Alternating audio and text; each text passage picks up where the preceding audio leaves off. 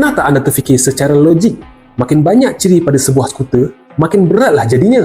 Tapi Viper 180 membuktikan bahawa skuter lengkap tak semestinya berat. Dengan berat hanya 127 kg, Viper 180 bukan sahaja antara yang paling ringan dalam kelasnya, malah mengatasi kebanyakan rivalnya yang lain. Atas kertas, mungkin nampak macam nombor biasa, tapi bila dah bawa sendiri, baru faham kenapa ramai rider suka motor yang ringan. Bayangkan situasi ketika anda nak keluar parking sempit dengan sesetengah skuter.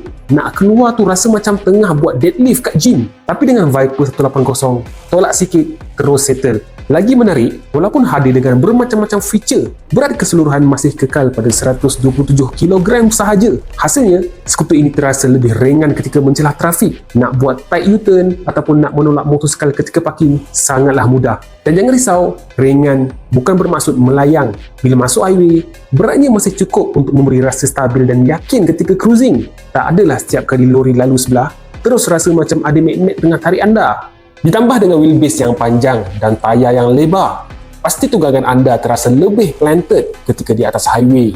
Hasilnya, Viper 180 menawarkan keseimbangan ideal antara kelincahan untuk kegunaan harian di bandar dan kestabilan yang diperlukan untuk tunggangan jarak jauh. 127 kg je bos.